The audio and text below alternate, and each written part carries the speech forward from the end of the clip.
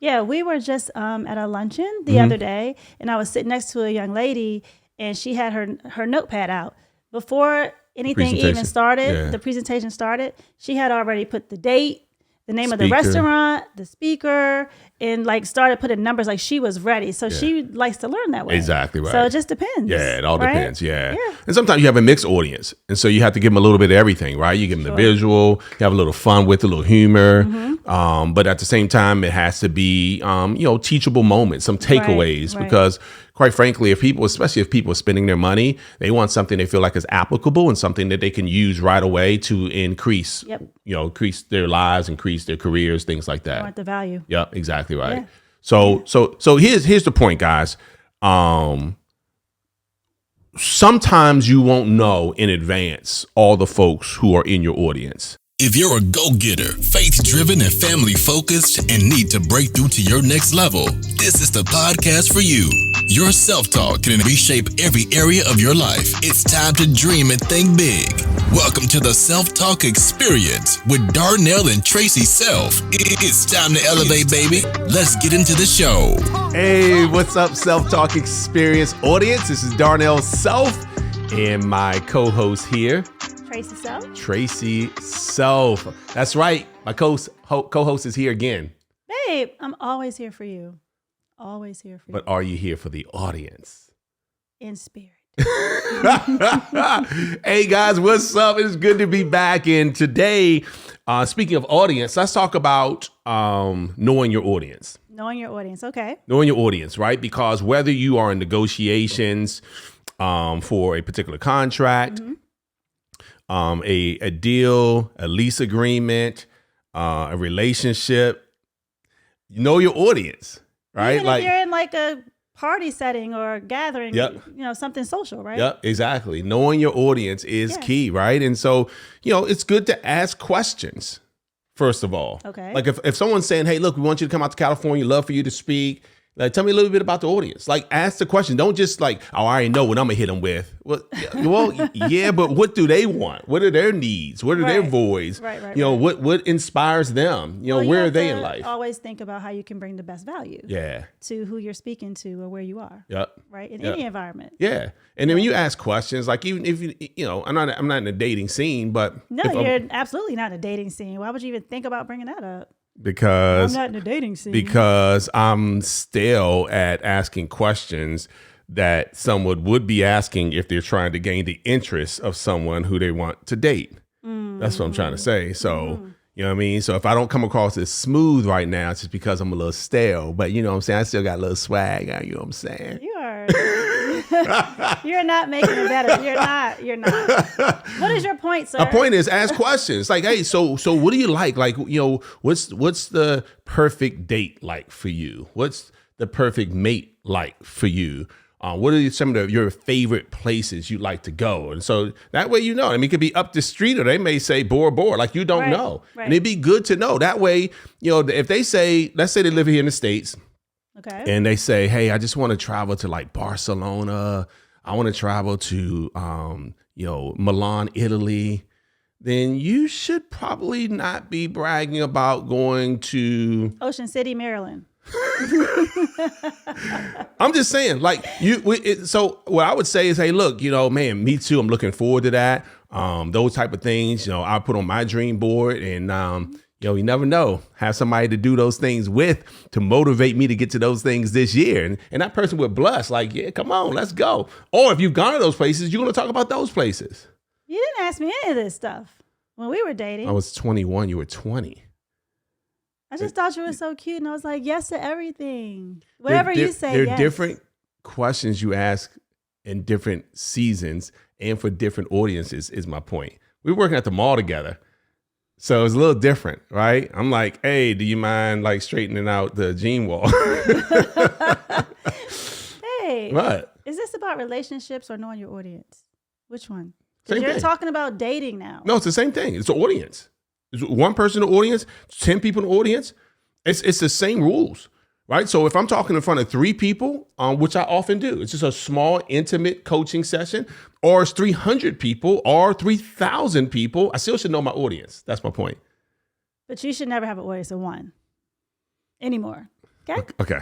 All right. All right. So what I'm attempting to share is that things change, like the audience you're in front of. So sometimes you have to, I'm not saying don't be yourself, but the audience sometimes needs to relate. They need to know that you're relevant. They need to, right? So I remember going to an event, and this is, I used to wear these, don't judge me, these really baggy suits that had like 4 buttons. Well, they were in style then, so no judgment.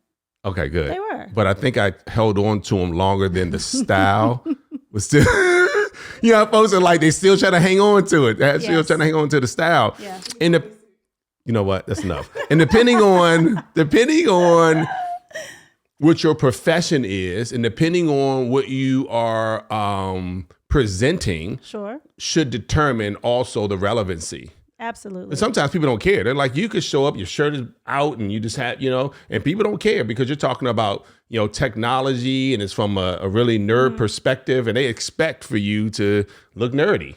Right. Right. And so, but sometimes, I'll just give you an example. I came downstairs in my 4-button baggy suit, but I was going to talk to some younger folks.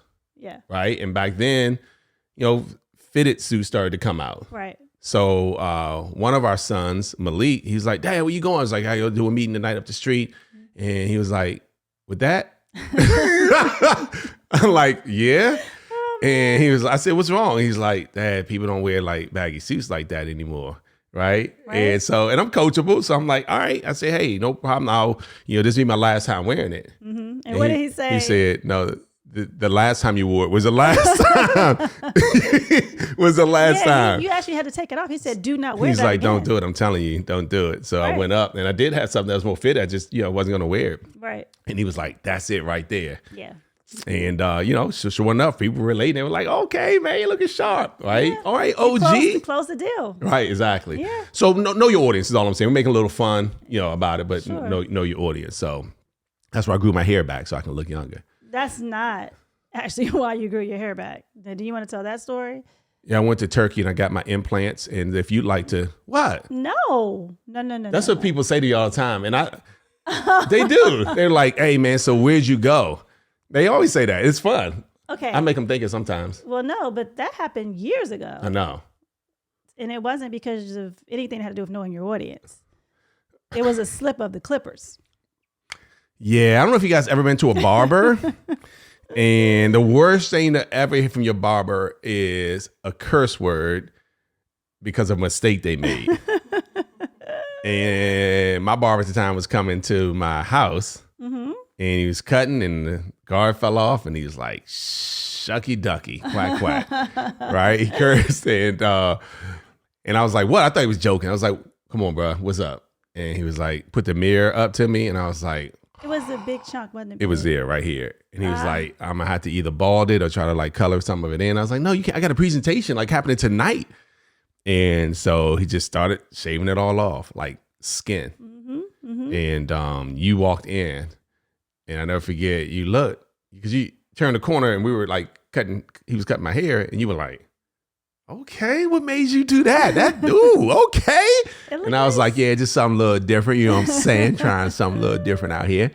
But you liked it. I did. So I was like, all right, cool. So I kept it. And you kept it for I kept the bald hair for years, years. right? And so folks was like, okay, doing the bald thing. I was like, yeah. Yeah. And it was easy for me because I'm traveling. So I was just shaving my head quickly. I didn't go to the barbershop anymore. Right. So I was just shaving my head. And one day we had a lip sync battle with the family. And you were Beyonce, I was Jay-Z. So Jay-Z's not bald. So I had to like let my hair grow out. And folks are like, hold up, how'd you get the hair? Like, what'd you use? That's why I get to a little joke with the implant thing, because they were like, how'd you do it? Like, where'd you go? What solution or oil did you use? Well, because everyone assumed since you were bald, you had to be bald. Right, exactly. But you didn't have to be. Right. Yeah, it was for me. But then when I grew it back, you were like, okay, I like that. Yeah. So bald hair because of this audience member right here. Know your audience. Know your audience. So now I got my hair back. Kinda. It's doing a little something special. Anyway, that's a whole nother story. Might be heading out to Turkey in a little bit. All right, so look, check this out. Oh my gosh. What? I'm just saying, there are ways now that you can, right? Your style is back there, Yes, so there are ways now. Shoot, don't let a brother fool you. Y'all don't want to know what she said back there. So my point is, know your audience is all I'm saying, guys. Know your audience. And, there's sometimes where I do things a little quicker. I talk a little faster because I'm in an area where, they expect that. They're like, dude, get to the point. Right. If I'm in New York, I'm in Jersey, I can't say, all right, the first point. Oh, no. You're like, dude, please. But if I'm down south and I'll talk too fast, it's like, oh, he's just a slick talking salesperson trying to get over on me. Right. So it's about me knowing my audience. And sometimes it's different demographics. Sometimes it's older. Sometimes it's younger. It's different ethnicities. And so I'm real careful with, how I approach certain things, certain jokes.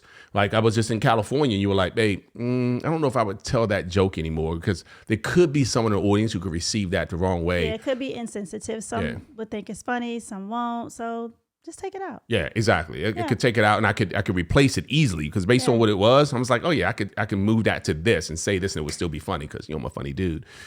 So but know your audience and it allows you to do that. Like I have a partner, Kevin Mack. He talks the polar opposite of myself. Like I talk really fast and he's like, today we are going to talk about the 81 steps to success. And I'm like, but it works for him. Exactly. That's what I'm saying. And guess what? Certain audience members loves that. They're like taking 1 through 81. They're writing it already down. You know those folks. They already got they're like, all right, number 1. And it's this type of person that if they miss 13, they're like, did you get 13? What was 13? They can't even go to 14 because they're caught up. Everything has to be in place. And certain people learn like that. So you have to know there's certain people want visuals. Yeah, we were just at a luncheon the other day, and I was sitting next to a young lady, and she had her notepad out. Before anything even started, the presentation started, she had already put the date, the name of the restaurant, the speaker, and like started putting numbers like she was ready. So she likes to learn that way. Exactly right. So it just depends. Yeah, it all depends. Yeah. And sometimes you have a mixed audience. And so you have to give them a little bit of everything, right? You give them the visual, you have a little fun with a little humor. But at the same time, it has to be, teachable moments, some takeaways, because quite frankly, especially if people are spending their money, they want something they feel like is applicable and something that they can use right away to increase, increase their lives, increase their careers, things like that. They want the value. Yep, exactly right. Yeah. So here's the point, guys. Sometimes you won't know in advance all the folks who are in your audience. And there are times where I ask them like, hey, listen, they were like, well, there's a diverse group of folks who quite frankly don't know where their next check is coming from, and folks who are already millionaires in the audience, and folks who are from rural areas, and folks are from the inner city, and folks. So in that case, now this is where you really start to work on you and being a chameleon and being able to relate to a multitude of voices and demographics. Yeah. And so that came in time. Yeah. Right. And so it came in time because I could talk to this ethnicity. I could talk to this demographic. I could talk. And then if you mix them all together, then I just mix up everything I would say in all of those different spaces. Right. And sometimes I would make it fun. Like, hey, when I used to work at the mall, they were doing more shooting than buying clothes. And I never forget this one thief said, if you leave out the store tonight, you're getting capped. By the way, urban translation is shot. He wasn't being nice. He was going to buy me a baseball cap. And so it's fun. So you got everyone kind of laughing along. Right. And it wasn't like derogatory against one particular ethnicity. So my point is, if you know your audience, you'll be able to speak to that audience in a way that they will receive the information even better. It'll be so effective. Yeah. So just don't forget to ask the questions. I think is my number one rule, because the number one rule of public speaking is know your audience. And the number one thing you want to do is ask the questions of whoever knows the audience that's showing up. Ask some questions. Don't feel like you're like an amateur because you're asking questions. Don't feel intimidated. Like, because sometimes people feel like, I'm not a professional. I should already know these things. No, ask the questions. Okay. I ask questions all the time. You do. Ask all the time. I say, is this an energetic crowd? This is a crowd that they get into it, or they lean forward, or is a crowd I got to keep up, or, and they're like, oh no, they're used to high energy speakers. Yeah. They're all in, you'll see. They're going to fall out their seats laughing. And some folks are like, look, they don't laugh. They're all bankers. They're all right. And I've spoken to an audience like that before. Yeah, you had to adjust. Yeah, they made an adjustment. It's like, look, they're not going to laugh no matter what. They're like, they're very stiff. They just want the information. They want the information. Yeah. And they want it spelled out with real data. They're data driven. And so I had to come up with data. I had to come up with historical data so it didn't seem subjective. It didn't seem like Darnell's idea, but these are facts. And this is the data and the stats that prove it. So again, knowing those things have helped me out to prepare for a particular audience. Yeah, perfect. All right. What about you knowing your audience? What do you mean? When we prepared for the self-talk audience, we knew what our avatar was, remember? And we spent time going through specifics of who we were going to be speaking to, and everybody else was just eavesdropping. Right. And sometimes we even talk about different topics, but then we have to go back and say, would our avatar be interested in that topic? Exactly right. So a lot of things we have to kind of say, no, let's talk about something else. Yeah, because we could talk about a lot of different things, but our avatar, just so that you all know, our avatar is in his 30s. Has a bachelor's degree, and is a budding entrepreneur, like at a place where they know they want to be doing something different than what they're doing, and just not sure of how they should step out because of the things they're saying to themselves. They're keeping themselves hostage, right? They have a self-imposed barrier.